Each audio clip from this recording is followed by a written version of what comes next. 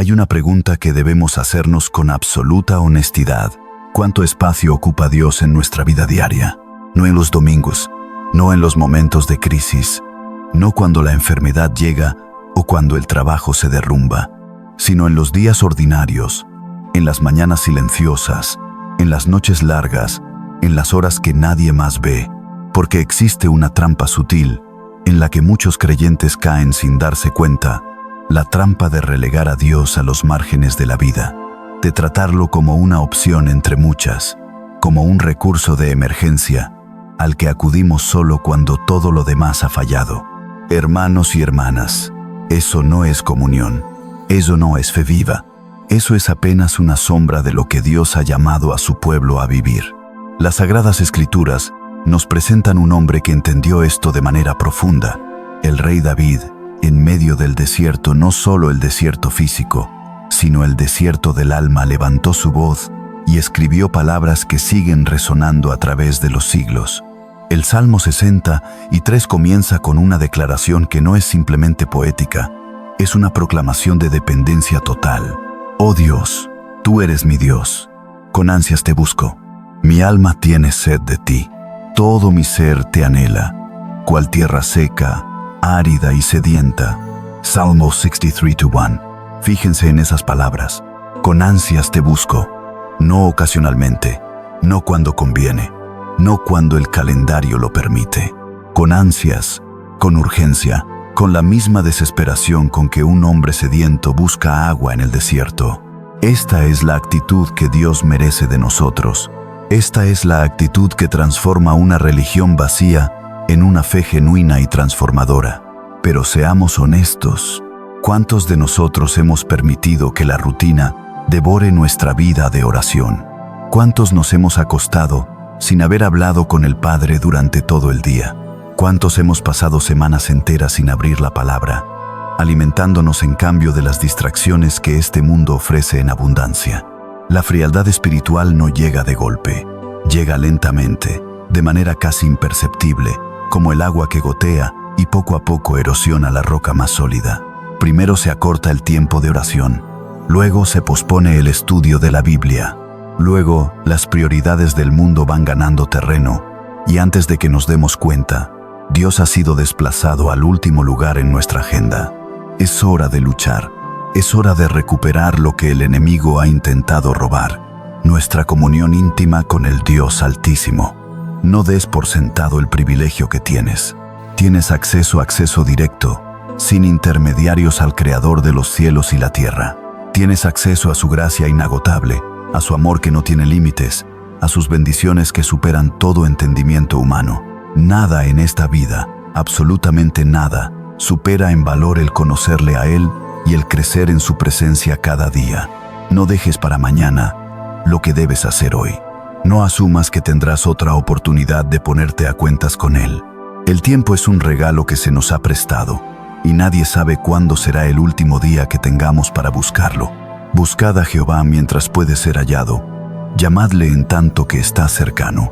Isaías 55:6. Hay una experiencia que solo puede comprender quien la ha vivido. Es esa sensación extraña de encontrarte en un lugar que antes frecuentabas con toda naturalidad y de repente sentir que ya no perteneces allí. Es como si alguien hubiera cambiado las reglas sin avisarte. Pero en realidad, quien ha cambiado eres tú. ¿Has entrado alguna vez a una habitación llena de gente y sentido que algo no encajaba? ¿Has vuelto a visitar un sitio de tu pasado y descubierto, con cierta sorpresa, que ya no te genera el mismo atractivo de antes? ¿Has retomado el contacto con amistades antiguas y en medio de la conversación, percibido una distancia que no sabías bien cómo explicar? Eso, hermanos, es la obra del Espíritu Santo en el corazón de quien ha nacido de nuevo. Cuando Jesucristo entra genuinamente en el corazón de una persona, ocurre algo que ninguna psicología, ninguna terapia y ningún esfuerzo humano puede producir por sí solo, una transformación desde adentro hacia afuera. No es un retoque superficial, no es adoptar nuevas costumbres externas, es una renovación total del ser interior. El Señor Jesús mismo lo afirmó en términos inequívocos. Les aseguro que quien no nazca de nuevo no puede ver el reino de Dios. Juan Tigatiga. Nacer de nuevo no es una metáfora decorativa, es una realidad espiritual que tiene consecuencias prácticas, visibles, concretas en la vida cotidiana de quien la experimenta. Los viejos apetitos comienzan a perder su poder. Las cosas que antes te atraían empiezan a parecerte vacías. Las conversaciones que antes disfrutabas ahora te incomodan. Los lugares que antes visitabas sin pensarlo dos veces, esos bares, esos espacios de entretenimiento que el mundo ofrece, esos ambientes donde el pecado se celebra como libertad, empiezan a generar en tu espíritu una incomodidad que no puedes ignorar. Y eso es bueno. Eso es señal de vida espiritual. El Señor, cuando comienza su obra en nosotros, siempre empieza desde el interior. Siempre trabaja primero en las profundidades del corazón, en esas habitaciones íntimas que nadie más ve. Y esa transformación interior es la que inevitablemente produce un cambio en las actitudes, en los hábitos, en la manera de relacionarse con el mundo y con los demás. La Escritura lo expresa con una claridad que no deja lugar a ambigüedades. El apóstol Pablo escribe en Romanos 12:2: No os conforméis a este siglo, sino transformaos por medio de la renovación de vuestro entendimiento, para que comprobéis cuál sea la buena voluntad de Dios, agradable y perfecta. Fíjense en el contraste que establece este versículo. Por un lado, la conformación, acomodarse, adaptarse, moldarse a los patrones del mundo. Por el otro, la transformación, ser renovados desde adentro, desde la mente, desde el entendimiento, desde la manera en que pensamos y percibimos la realidad. La pregunta es, ¿a cuál de los dos estamos cediendo? Es imposible pertenecer completamente a los dos reinos al mismo tiempo. Jesús lo dijo claramente: nadie puede servir a dos señores. Y el apóstol Santiago añade con franqueza que la amistad con el mundo es enemistad con Dios. Santiago 4:4. Esto no significa que debamos aislarnos del mundo. Somos llamados a vivir en él, a ser luz en él, a ser sal que preserve lo que de otro modo se corrompe. Pero vivir en el mundo es muy diferente a pertenecer al mundo, a abrazar sus valores, a adoptar sus prioridades, a dejarse moldear por sus corrientes. Existe algo que el mundo moderno prefiere ignorar, pero que la Biblia declara con absoluta transparencia. Detrás del caos moral, la confusión espiritual y el alejamiento de Dios que caracterizan a esta época, hay una fuerza activa y deliberada. El apóstol Pablo lo revela en su segunda carta a los Corintios, capítulo 4, versículo 4. El Dios de este siglo cegó el entendimiento de los incrédulos para que no les resplandezca la luz del Evangelio de la gloria de Cristo, el cual es la imagen de Dios. Detengámonos aquí. El Dios de este siglo. Pablo usa esa expresión de manera intencionada para señalar que Satanás no actúa como un espectador pasivo de la historia humana. Opera activamente, tiene una agenda, y su estrategia principal no es la violencia física ni el terror visible, es la ceguera intelectual y espiritual. Ha cegado las mentes, ha nublado la percepción, ha llenado el ambiente cultural de ruido, de entretenimiento, de distracción, de filosofías que suenan razonables, pero que alejan al hombre del único camino que lleva a la vida eterna. ¿No lo vemos acaso en el mundo que nos rodea? La blasfemia normalizada, el desprecio por los principios sagrados, disfrazado de tolerancia y progreso, el relativismo moral que proclama que no existe la verdad absoluta, la celebración del orgullo, del hedonismo, de la búsqueda de placer sin consecuencias, la adoración descarada al dinero, al poder, a la fama, como si fueran los bienes supremos de la existencia. Todo eso tiene un autor, y no es el azar. Por eso, pueblo de Dios, no podemos permitirnos estar dormidos. La carta de Pablo a los tesalonicenses nos exhorta en el capítulo 5, versículo 6. No durmamos, pues, como los demás, sino velemos y seamos sobrios. Velemos, estemos alertas. No podemos simplemente dejarnos llevar por la corriente de esta cultura, como si fuéramos hojas arrastradas por el río. Necesitamos ser una generación de creyentes que piensa, que discierne, que examina todo a la luz de la palabra de Dios y que no tiene miedo de nadar contra la corriente cuando la corriente va en dirección contraria a la voluntad del Señor. No tengas miedo de destacar. No tengas miedo de ser diferente. No tengas miedo de que el mundo te rechace o te llame anticuado, radical, intolerante. Si tu diferencia hace que Jesucristo sea glorificado, esa diferencia vale infinitamente más que cualquier aceptación que el mundo pueda ofrecerte. Porque hay una verdad que necesitamos grabar profundamente en nuestros corazones. Ser rechazados por el mundo, pero aceptados por Jesucristo, no es una derrota. Es el honor más grande que un ser humano puede recibir en esta tierra. Clama al Señor. Pídele que te dé un espíritu vigilante, sensible a las influencias oscuras de esta época. Pídele un corazón que se incline naturalmente hacia los valores del reino, que ame la justicia, que huya del mal, que busque lo bueno, lo agradable y lo perfecto delante de Él. Porque nuestra mayor defensa contra los planes del enemigo no es el conocimiento teológico, aunque es valioso. No es la religiosidad externa, aunque tiene su lugar. Nuestra mayor defensa es estar profundamente enraizados en la palabra viva de Dios. El apóstol Pablo lo resume magistralmente en Colosenses 3, 16.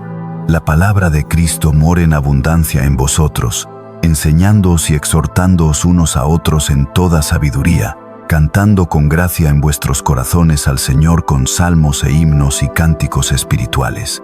Que la palabra more, que habite, que tenga residencia permanente en tu mente y en tu corazón, no como visita ocasional de los domingos, sino como huésped permanente que moldea cada pensamiento, cada decisión, cada respuesta a los desafíos de la vida. Una de las verdades más liberadoras y al mismo tiempo más desafiantes del Evangelio es esta: los que pertenecemos a Cristo somos ciudadanos de un reino que no es de este mundo. No somos turistas que pasan por el cielo de camino a otra parte. Somos ciudadanos del cielo que temporalmente habitamos en la tierra. Y esa distinción lo cambia todo. El apóstol Pablo, escribiendo desde una celda de prisión, lo cual da un peso aún mayor a sus palabras, declara en Filipenses 3:20, 2:1, mas nuestra ciudadanía está en los cielos, de donde también esperamos al Salvador, al Señor Jesucristo, el cual transformará el cuerpo de la humillación nuestra, para que sea semejante al cuerpo de la gloria suya, por el poder con el cual puede también sujetar a sí mismo todas las cosas. Nuestra ciudadanía está en los cielos, no nuestra aspiración futura, nuestra ciudadanía presente. Ya somos, ahora mismo, ciudadanos del cielo. Ya pertenecemos a ese reino que no tiene fin. Ya estamos registrados en los libros de la eternidad. Esta realidad debería transformar radicalmente la manera en que nos relacionamos con las cosas temporales de este mundo. El amor al dinero, el deseo insaciable de acumular posesiones materiales, la obsesión por el estatus social, por la fama, por el reconocimiento humano, el orgullo que nos hace colocar nuestra gloria por encima de la gloria de Dios. Todas estas cosas pierden su poder sobre nosotros cuando comprendemos que somos ciudadanos de un reino donde las verdaderas riquezas son de naturaleza completamente diferente. Preferiría ser pobre en bienes materiales de este mundo y rico en el cielo, que ser rico aquí y llegar a la eternidad con las manos vacías. Preferiría ser rechazado por este mundo y llamado amigo por Jesucristo, que ser aplaudido por todos los hombres y encontrarme al final del camino con que el Señor no me conoce. ¿De qué le aprovecha al hombre si gana todo el mundo, pero se destruye o se pierde a sí mismo? Lucas 9:25. Esta es la pregunta que el Señor Jesús lanzó y que sigue resonando 2000 años después, con la misma urgencia que el día en que fue pronunciada. El mundo te ofrecerá sus tesoros, te ofrecerá placer, poder, posición. Te dirá que el éxito se mide en términos de lo que posees, de cuántos te siguen en las redes sociales, de qué tan cómoda es tu vida. Y todo eso, hermanos, es polvo que el viento se llevará, pero la gloria de Dios permanece para siempre. Por eso, Señor, te pedimos que nos enseñes. Enséñanos a no enamorarnos de las cosas de este mundo. Enséñanos a tener corazones que amen al mundo como tú lo amaste, con compasión, con misericordia, con el deseo de ver a cada alma salvada, pero que no se enamoren del mundo, de sus valores, de sus ídolos, de sus placeres temporales. Que nuestra verdadera pasión sea hacer tu voluntad. Que nuestra verdadera obsesión sea vivir de manera que te glorifique. Que nuestra verdadera ambición sea, como dice el apóstol Pablo, conocerle a Él y el poder de su resurrección y la participación de sus padecimientos. Filipenses 3:10. Hay una imagen que el Señor Jesús usa en el Sermón del Monte que nunca pierde su poder evocador. Habla de dos hombres que construyeron sus casas, uno sobre la roca, otro sobre la arena. Cuando vinieron las tempestades, y vinieron para ambos, porque las tormentas no discriminan entre el justo y el injusto, en lo que respecta a su llegada solo una casa permaneció en pie. La diferencia no estaba en la tormenta, la diferencia estaba en el fundamento. Hermanos, hay tormentas que están por venir en sus vidas. Si no las están experimentando ahora mismo, llegarán. Así es la vida en esta tierra caída. Habrá momentos de pérdida, de dolor, de confusión, de tentación, de presión. La pregunta no es si vendrán las pruebas, sino en qué estado espiritual te encontrarán cuando lleguen. ¿Tiene tu casa espiritual el fundamento adecuado? ¿Estás cultivando activamente tu fe o la estás descuidando, esperando que todo esté bien hasta que una crisis te obligue a correr a Dios? ¿Estás poniendo en orden tu vida espiritual hoy, mientras tienes la oportunidad? ¿O estás posponiendo ese trabajo interior hasta que sea absolutamente urgente? El enemigo es paciente. No siempre ataca con estruendo. Con frecuencia opera en el silencio de la negligencia espiritual. Va buscando esos puntos de vulnerabilidad que se crean cuando nos alejamos de la oración, cuando abandonamos el estudio de las Escrituras, cuando nos descuidamos en la adoración y en la comunión con el cuerpo de Cristo. La Escritura nos dice claramente en 1 Pedro 5:8, sed sobrios y velad, porque vuestro adversario el diablo, como león rugiente, anda alrededor buscando a quien devorar. No le des esa oportunidad, no le dejes encontrarte desprotegido, expuesto, con las puertas de tu corazón y de tu hogar abiertas a sus influencias. En cambio, permanece firme. Mantente cubierto por la sangre del Señor Jesucristo. Cierra con llave, mediante la oración y la palabra, cada punto de entrada que el enemigo pudiera intentar explotar. El Salmo 60:3 nos muestra el camino. Un alma que busca a Dios, no solo en los santuarios y en los momentos solemnes, sino en el lecho de su descanso nocturno, en las horas de silencio, en los momentos de meditación íntima. Cuando me acuerde de ti en mi lecho, cuando medite en ti en las vigilias de la noche, porque fuiste mi socorro, y así en la sombra de tus alas me regocijaré. Salmo 63:6-7. ¿Estás llevando a Dios contigo a la cama? ¿Estás meditando en su palabra en las noches, cuando el sueño tarda en llegar? ¿Estás dejando que su presencia llene esas horas de quietud que el mundo moderno generalmente llena con pantallas y ruido? Pide a Dios que traiga a la luz cada área de debilidad en tu vida, cada hábito que no glorifica su nombre, cada patrón de pensamiento que no es conforme a su voluntad, cada actitud que necesita ser transformada por su gracia. No te resistas a ese proceso, no protejas esas áreas oscuras, ábrelas a la luz de su presencia y deja que su amor sanador haga su obra, porque cuando el viento arrecie y la tormenta golpee, quieres tener la certeza, no la esperanza vaga, sino la certeza sólida de que tu casa permanecerá en pie porque fue edificada sobre la roca que es Cristo Jesús. Padre Celestial, acudimos a ti no con palabras perfectas ni con méritos propios, sino con el corazón en la mano y la conciencia de nuestra profunda necesidad de ti. Señor, hay demasiadas veces en que hemos respondido a tu llamado con silencio. Demasiadas veces en que escuchamos tu voz llamándonos a la oración y elegimos el entretenimiento. Demasiadas veces en que sentimos tu llamado a la palabra y optamos por las distracciones del mundo. Demasiadas veces en que pusimos nuestras ambiciones, nuestros planes y nuestros deseos por encima de tu perfecta voluntad. Y a pesar de todo eso, tu misericordia no se ha agotado, tu amor no se ha enfriado, tu gracia sigue siendo suficiente. Perdónanos, Señor. Perdona cada momento de negligencia espiritual. Perdona cada vez que te tratamos como una opción secundaria, en lugar de reconocerte como la fuente de toda vida. Perdona nuestra autosuficiencia, nuestro orgullo disfrazado de independencia, nuestra tendencia a acudir a ti solo cuando ya no nos queda otra alternativa. Abre nuestros ojos, Padre, para que podamos ver este mundo como realmente es, hermoso en muchos aspectos, pero temporal, lleno de ofrendas seductoras, pero vacío de la plenitud verdadera. Un mundo que fomenta el placer físico por encima del crecimiento espiritual. Un mundo que exalta el dinero, el poder y el orgullo como las supremas virtudes. Un mundo que, como dice tu palabra, está bajo la influencia del padre de mentira. No nos dejes ser cómplices de esa mentira, Señor.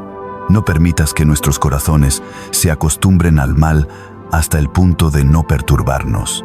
Danos valentía para ser diferentes. Danos la determinación de levantarnos cada mañana con la intención deliberada de buscarte, de obedecerte, de honrarte en cada decisión, en cada conversación, en cada espacio de nuestra vida cotidiana. Necesitamos, Señor, que reorganices nuestras prioridades. Necesitamos que redefinas para nosotros lo que realmente importa, porque con demasiada facilidad dejamos que lo urgente desplace a lo importante, y lo importante que has puesto tú en nuestra vida es conocerte, amarte, seguirte y reflejarte ante un mundo que te necesita desesperadamente aunque no lo sepa. Te necesitamos en nuestras familias, te necesitamos en nuestros hogares, te necesitamos en nuestros lugares de trabajo, te necesitamos en nuestras decisiones más cotidianas y en nuestras encrucijadas más difíciles. Sin ti, todo lo que construimos es frágil. Sin ti, todos nuestros planes son arena. Sin ti, nuestra vida es ruido sin significado. Pero contigo, Señor, hasta el sufrimiento tiene propósito. Hasta la debilidad se convierte en escenario para tu fortaleza. Hasta la oscuridad se convierte en oportunidad para que tu luz brille con mayor intensidad. Llena nuestros corazones de gratitud genuina. No la gratitud de labios que habla pero no siente, sino la gratitud profunda que nace de comprender cuánto nos has dado y cuánto hemos recibido sin merecerlo. El regalo del aire que respiramos, el regalo de cada amanecer, el regalo de la salvación comprada no con oro ni plata, sino con la sangre preciosa de tu Hijo amado. Esa sangre, Señor Jesús, es nuestra cobertura y nuestra esperanza. Esa sangre borra nuestra culpa, sana nuestras heridas y nos abre el camino al Padre. Gracias por ella. Gracias por no abandonarnos cuando nosotros te abandonamos. Gracias por buscar la oveja perdida, por encender la lámpara para buscar la moneda, por salir a recibir al Hijo que regresa. Ahora mismo, en este momento, elevamos nuestras manos en adoración a ti, no porque todo esté bien en nuestras circunstancias, sino porque tú eres bueno aun cuando las circunstancias no lo sean. No porque tengamos todas las respuestas, sino porque tú eres la respuesta. Tuya es, oh Señor, la magnificencia y el poder, la gloria, la victoria y el honor, porque todas las cosas que están en los cielos y en la tierra son tuyas. 1 Crónicas 29:11. Que tu santo nombre sea exaltado en nuestras vidas, no solo en los templos y en las congregaciones, sino en la mesa del desayuno, en el tráfico de la ciudad, en las conversaciones del trabajo, en los momentos de dificultad familiar, en los instantes de soledad y de duda. Que seamos, Señor, una generación que no avergüenza tu nombre, una generación que lleva tu estandarte con dignidad y con amor, una generación que dice al mundo, no con palabras vacías, sino con la contundencia de una vida transformada: Jesucristo es el Señor, y servirle es la mayor libertad que existe. En el nombre poderoso de Jesús, el Cristo, el Hijo del Dios vivo, oramos. Amén y amén. Oh Dios, tú eres mi Dios, de madrugada te buscaré.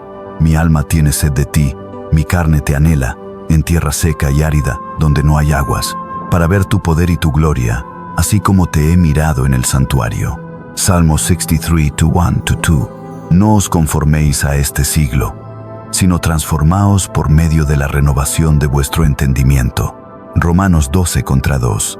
Nuestra ciudadanía está en los cielos, de donde también esperamos al Salvador, al Señor Jesucristo. Filipenses 3:20. Gloria a Dios.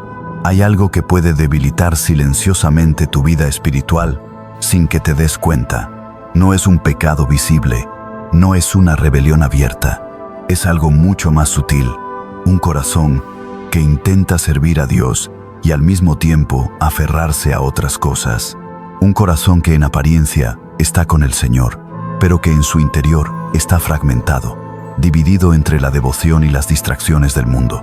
Un corazón dividido es uno de los estados más peligrosos en los que puede encontrarse un creyente, no porque signifique que has abandonado completamente la fe, sino porque te mantiene en una zona intermedia donde no puedes experimentar la plenitud de lo que Dios tiene para ti. Estás presente, pero no completamente. Estás creyendo, pero con reservas. Estás orando, pero sin la certeza que debería acompañar cada oración. La Escritura no llama a los hijos de Dios a una devoción parcial. Desde el Antiguo Testamento hasta las cartas del Nuevo Testamento, el llamado es consistente. Amar al Señor con todo el corazón, con toda el alma, con toda la mente y con todas las fuerzas. No con la mitad, no con la mayor parte, con todo. Y sin embargo, vivimos en un mundo que constantemente compite por nuestra atención, nuestra energía y nuestra lealtad. Las responsabilidades del trabajo, las preocupaciones familiares, las ambiciones personales, las distracciones digitales, todo esto puede ir ocupando, poco a poco, el espacio que antes pertenecía exclusivamente a Dios. No ocurre de golpe, ocurre gradualmente, silenciosamente. Y un día despiertas y te das cuenta de que tu corazón ya no es el mismo que era antes. Es a ese corazón al que hoy queremos hablarle, al corazón que siente que algo falta, pero no sabe exactamente qué, al corazón que recuerda una época en que la fe era más viva, la oración más real y la presencia de Dios más tangible, a ese corazón dividido que necesita, con urgencia, ser restaurado y hecho entero nuevamente. La Biblia no guarda silencio sobre este tema, al contrario, lo aborda con una claridad que puede resultar incómoda, pero que al mismo tiempo es profundamente liberadora. Hay pasajes que describen con precisión quirúrgica lo que le sucede al creyente cuando su corazón está dividido, cuando su mente está dispersa entre Dios y las cosas de este mundo. El apóstol Santiago, en el capítulo 1, versículo 8 de su epístola, declara algo que merece nuestra atención más cuidadosa. El hombre de doble ánimo es inconstante en todos sus caminos. Esta sola frase contiene una verdad que muchos creyentes han vivido en carne propia, sin necesariamente haberla identificado con estas palabras. El doble ánimo al que Santiago hace referencia no es simplemente indecisión intelectual, es una condición espiritual que nace de un corazón que no ha decidido completamente a quién pertenece. Es el estado de quien quiere a Dios, pero también quiere otras cosas que no pueden coexistir plenamente con Él. Es la condición de quien ora por la voluntad de Dios, mientras secretamente desea que la situación se resuelva a su manera. Es el estado de quien confiesa fe con los labios, pero actúa con dudas en la vida diaria. Y lo que Santiago subraya es que este estado de doble ánimo no afecta solo la vida espiritual del creyente, afecta todos sus caminos, sus decisiones, sus relaciones, su trabajo, su carácter, porque cuando el centro espiritual de una persona está fracturado, esa fractura se extiende a todas las áreas de su existencia. Pero hay otro pasaje que quiero que consideremos juntos hoy, uno que no solo diagnostica el problema, sino que también señala el camino hacia la solución. Es el Salmo 86:11, donde el salmista eleva una de las oraciones más hermosas y necesarias de toda la Escritura. Dice así: Enséñame, oh Señor, tu camino, caminaré en tu verdad. Afirma mi corazón para que tema tu nombre. Quiero detenerme aquí un momento, porque esta oración tiene una estructura profunda. El salmista no comienza pidiendo que Dios lo use o lo bendiga. No comienza con una petición de éxito o prosperidad. Comienza pidiéndole a Dios que le enseñe su camino, que le revele cómo es Él realmente, que le dé comprensión de su carácter, de sus propósitos, de su naturaleza. ¿Por qué? Porque el salmista entendía algo que muchos de nosotros pasamos años aprendiendo. Un corazón dividido es frecuentemente un corazón que no conoce bien a Dios. No porque Dios se haya ocultado, sino porque el creyente Ha dejado de buscarlo con la misma intensidad con que lo buscaba antes. Cuando no conocemos los caminos del Señor de manera profunda y continua, nuestra fe comienza a depender de las circunstancias. Cuando las circunstancias son favorables, creemos con facilidad. Cuando se vuelven adversas, la duda se infiltra. Y con la duda, llega la división en el corazón. Si queremos sanar algo, primero necesitamos entender su causa. No tiene sentido tratar síntomas si la raíz permanece intacta. Y cuando se trata del corazón dividido, la raíz principal tiene un nombre: la duda. No la duda honesta del que busca respuestas con sinceridad, sino la duda que nace del alejamiento. La duda que es consecuencia de haber perdido la intimidad con Dios. La duda que crece en el silencio que dejamos cuando dejamos de frecuentar su presencia. Creo firmemente, desde lo más profundo de mi comprensión de la fe cristiana, que el ser humano no fue creado para vivir separado de su Creador. Fuimos diseñados para vivir en comunión constante con Él. Fuimos formados para respirar su presencia, para caminar en sintonía con su espíritu, para encontrar en Él nuestra orientación, nuestro propósito y nuestra identidad más verdadera. Cuando esa conexión se interrumpe, algo en nosotros comienza a desestabilizarse. Es como una planta que ha sido separada de su fuente de agua. Al principio, sigue pareciendo saludable. Las raíces retienen algo de humedad. Las hojas aún tienen color. Pero con el tiempo, la sequía comienza a manifestarse. Las hojas se marchitan, los tallos se debilitan, y si el proceso continúa, la planta comienza a morir desde adentro hacia afuera. Así funciona el corazón cuando se aleja de Dios. El proceso es tan paulatino que muchas veces no lo notamos hasta que los síntomas se vuelven imposibles de ignorar. Comenzamos a orar con menos frecuencia. La palabra de Dios empieza a sentirse lejana, difícil de aplicar, poco relevante para nuestra situación concreta. La adoración pierde su profundidad emocional y espiritual. La comunidad de fe se convierte en un ritual más que en un encuentro genuino. Y en ese vacío que va dejando la presencia de Dios, el adversario encuentra terreno fértil. Porque el diablo no necesita tentarte con grandes pecados, cuando puede simplemente susurrarte pequeñas dudas, pensamientos que se disfrazan de razonamiento lógico. ¿Realmente Dios te escucha? ¿De verdad vale la pena orar si nada cambia? ¿Acaso eres suficientemente bueno para que Dios se interese por tu situación? He aprendido, en mi propio caminar con el Señor, que cuanto más nos apartamos de Dios, más convincentes suenan esas voces. No porque sean verdad, sino porque la distancia espiritual nos roba el discernimiento necesario para reconocerlas como mentiras. Quiero compartirte algo personal, porque creo que la honestidad es parte del ministerio. Hace algunos años, atravesé una temporada en la que la vida se fue volviendo más y más demandante. Las responsabilidades se multiplicaron, los compromisos llenaron cada rincón de mi agenda, y sin haberlo planeado, sin haberlo elegido conscientemente, Dios fue quedándose con menos y menos espacio en mi día. Al principio, me convencí de que era algo temporal. Cuando pase esta etapa intensa, volveré a mi ritmo devocional.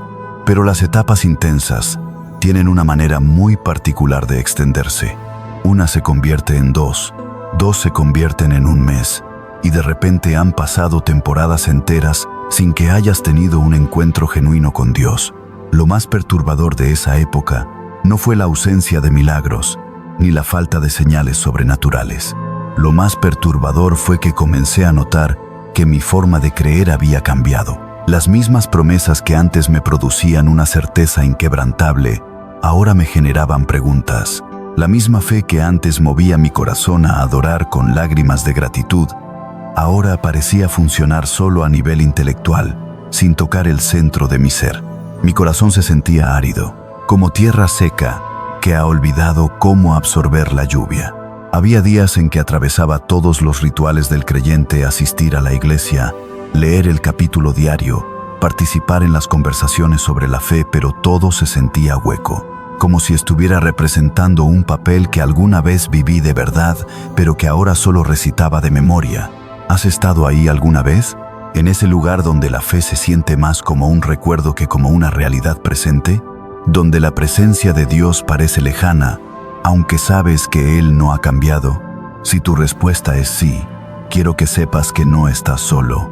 Y quiero que sepas que ese estado no tiene por qué ser permanente, porque lo que descubrí en esa temporada oscura es que la misma gracia que me llamó a la fe es la misma gracia que me llamó de regreso. Dios no me abandonó en mi sequía espiritual. Al contrario, fue en esa sequía donde comenzó a hablarme con mayor claridad sobre el estado de mi corazón y donde empecé a entender que necesitaba un reencuentro genuino con Él. El Salmo 86 nos ofrece algo más que un diagnóstico. Nos ofrece una hoja de ruta. Y el primer paso de esa hoja de ruta es el que el salmista mismo tomó: orar.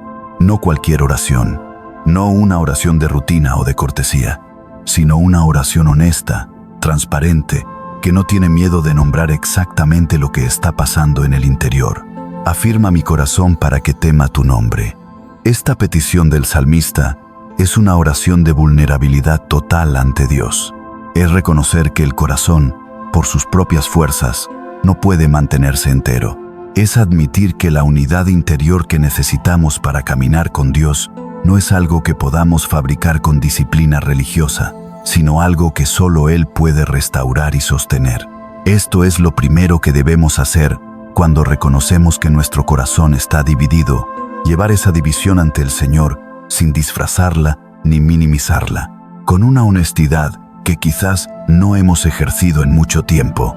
Decirle a Dios exactamente cómo nos sentimos, confesarle la frialdad que sentimos, reconocer delante de Él la distancia que se ha creado, aunque esa distancia haya nacido de nuestra negligencia y no de la suya, porque cuando nos acercamos a Dios con esa clase de honestidad, algo ocurre, no porque mágicamente todo se resuelva en el instante de la oración, sino porque en el acto de orar con sinceridad, estamos eligiendo nuevamente a Dios. Estamos redeclarando que Él es la prioridad. Estamos comenzando el proceso de reunificación de ese corazón que ha estado fragmentado. El orgullo espiritual nos quiere convencer de que debemos estar mejor antes de acercarnos a Dios, que primero debemos resolver nuestra frialdad, recuperar nuestra disciplina y entonces sí presentarnos ante Él. Pero eso es exactamente al revés. No llegamos a Dios porque estamos bien. Llegamos a Dios porque no lo estamos, y porque solo en su presencia podemos serlo nuevamente. Santiago 4:8 contiene una de las promesas más esperanzadoras de toda la Escritura para el creyente que siente su corazón alejado de Dios. Dice: acercaos a Dios, y Él se acercará a vosotros. Limpiad las manos, pecadores, y vosotros, los de doble ánimo, purificad vuestros corazones. La primera parte de este versículo es extraordinaria en su simplicidad y en su profundidad. Acércate, y Él se acercará. No dice espera a que Dios se acerque primero. No dice ora durante 40 días, y entonces Dios considerará restaurar la relación. Dice que el movimiento hacia Dios activa una respuesta de su parte, que hay una reciprocidad en la búsqueda espiritual que el Señor mismo ha prometido honrar. Esto significa que el corazón dividido no tiene que esperar pasivamente a que las circunstancias cambien para volver a Dios. No tiene que esperar a sentir el deseo perfecto o la motivación ideal. Puede comenzar ahora, en el estado en que se encuentra, dando ese primer paso de acercamiento. Y en ese movimiento encontrará que Dios ya está viniendo a su encuentro. La segunda parte del versículo nos habla de un proceso interno que debe acompañar ese acercamiento: la purificación del corazón. Esto no es una condición que debemos cumplir para que Dios nos acepte, sino una invitación a examinar honestamente qué hay dentro de nosotros que ha contribuido a la división, qué afectos han competido con nuestra devoción a Dios, qué temores han erosionado nuestra confianza en Él, qué patrones de pensamiento han alimentado la duda en lugar de la fe. La purificación del corazón ocurre a través de dos medios principales que la Escritura señala repetidamente: la palabra de Dios y la oración. La palabra renueva nuestra mente y transforma nuestra perspectiva. Nos recuerda quién es Dios, qué ha hecho y qué ha prometido hacer. Nos ancla en verdades que no cambian con las circunstancias. La oración, por su parte, mantiene abierto el canal de comunicación con el Espíritu Santo, quien es el agente principal de la transformación interior. Cuando combinamos estas dos disciplinas con intencionalidad renovada, el corazón dividido comienza a encontrar su centro de gravedad nuevamente. No de manera instantánea, pero sí de manera segura, porque la palabra de Dios no regresa vacía y su presencia en nuestra vida tiene el poder de reunificar lo que la distancia había fragmentado. Uno de los aspectos más dolorosos de atravesar una temporada de corazón dividido es contemplar lo que ha sido descuidado durante ese tiempo. Los altares personales de oración que se fueron derrumbando, los hábitos de lectura bíblica que se fueron abandonando, la profundidad de la comunión con Dios que fue reemplazada por interacciones superficiales con su nombre. Reconstruir eso no es tarea de un momento, pero tampoco es algo imposible. Y aquí es donde necesitamos entender una verdad fundamental sobre la gracia de Dios. Él no nos llama de regreso para reprocharnos los años perdidos, sino para restaurar lo que fue perdido. No nos invita a su presencia con condenación, sino con compasión. El padre que corre al encuentro del hijo pródigo en la parábola no espera que el hijo llegue con discursos perfectos de arrepentimiento. Sale a su encuentro mientras todavía está lejos y lo abraza antes de que pueda terminar de explicarse. Esa es la naturaleza del amor de Dios hacia nosotros cuando regresamos a Él con el corazón dividido. No nos recibe con exigencias de perfección, nos recibe con brazos abiertos y con la promesa de que lo que fue roto puede ser sanado. Pero la restauración también requiere nuestra cooperación activa. Requiere que decidamos, con la misma determinación con que nos alejamos, regresar. Que volvamos a valorar los momentos de quietud con Dios, esos instantes que quizás comenzamos a tratar como opcionales y que son, en realidad, el oxígeno de nuestra vida espiritual. Que recuperemos la disciplina de la oración no como una obligación religiosa, sino como un diálogo genuino con aquel que nos conoce y nos ama profundamente. Reconstruir también significa ser honestos sobre qué fue lo que desplazó a Dios en primer lugar. ¿Fue la ambición? ¿El miedo? ¿El entretenimiento excesivo?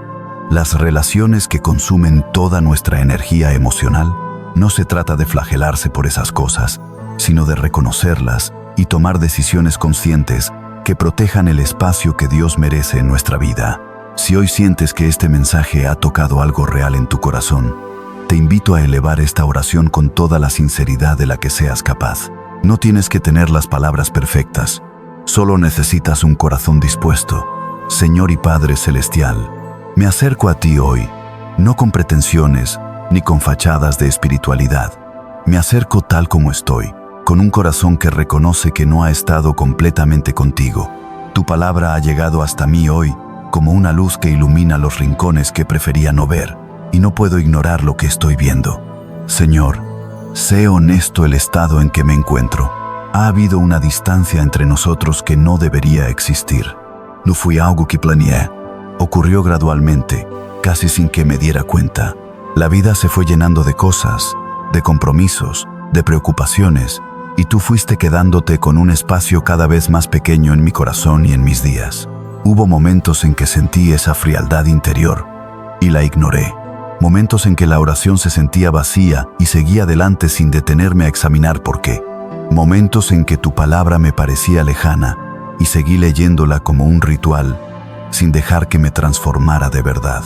No quise admitirlo, pero mi corazón estaba dividido entre ti y las cosas de este mundo. Hoy, Señor, lo admito, sin excusas y sin justificaciones. Mi corazón ha estado dividido, y esa división ha afectado la manera en que te veo, la manera en que confío en ti y la manera en que vivo mi fe. No quiero seguir así. No quiero continuar siendo el hombre de doble ánimo del que habla tu palabra, inconstante en todos mis caminos. Por eso hoy vengo a pedirte, como el salmista de la antigüedad, que afirmes mi corazón, que lo hagas entero nuevamente, que lo restaures a un estado de devoción genuina, de amor sincero, de confianza inquebrantable en ti. Padre, en el nombre precioso de Jesucristo, te pido restauración. Restaura mi camino contigo, ese camino que en algún momento fue tan vivo, tan real, tan lleno de tu presencia y que se fue volviendo árido y rutinario. Quiero volver a experimentar lo que significa caminar contigo de verdad, no solo saber de ti, sino conocerte profundamente, íntimamente, de manera que tu presencia sea la realidad más concreta de mi existencia. Señor, restaura el hambre por tu palabra. Hubo un tiempo en que abría las Escrituras y encontraba vida en cada página. Un tiempo en que cada versículo hablaba directamente a mi situación, a mis preguntas, a mis miedos. Quiero recuperar ese hambre.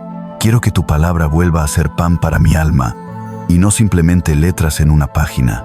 Restaura mi vida de oración.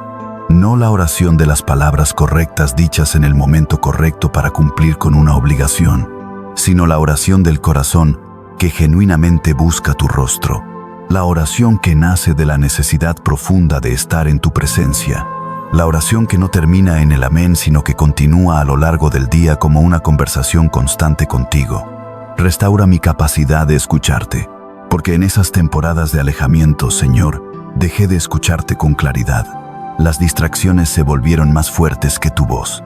Las preocupaciones ahogaron tus palabras de paz, y el ruido del mundo se impuso sobre la quietud donde tú habitas. Devuélveme el oído espiritual. Ayúdame a reconocer tu voz nuevamente cuando me hables. Señor, quita de mí este corazón dividido.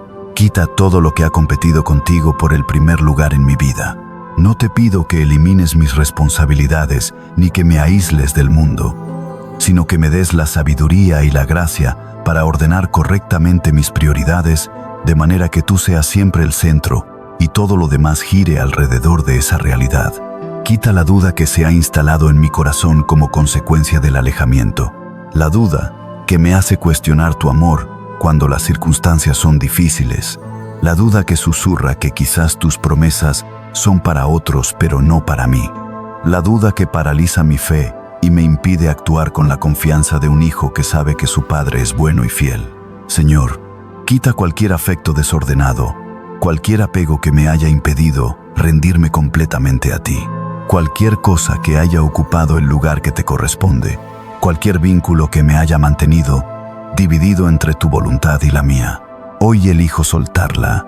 Hoy decido, con la ayuda de tu Espíritu, ponerte a ti en el primer lugar que siempre debiste tener. Limpia mi corazón de toda frialdad espiritual, de toda indiferencia hacia tu presencia, de toda complacencia que me hizo pensar que estaba bien, cuando en realidad me estaba alejando de ti.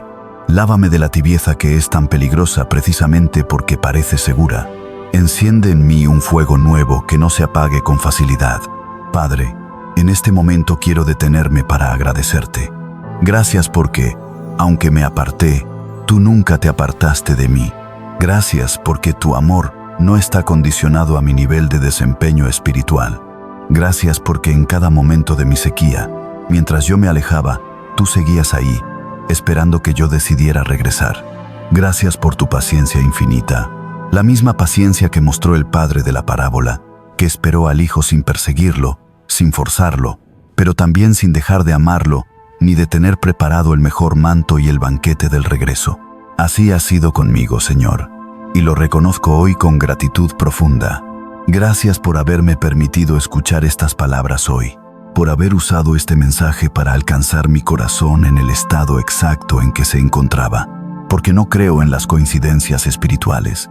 Sé que este encuentro con tu palabra en este momento de mi vida no es accidental. Es tu gracia actuando. Es tu amor que se resiste a dejarme donde estaba. Gracias por la promesa de tu palabra, que si me acerco a ti, tú te acercarás a mí.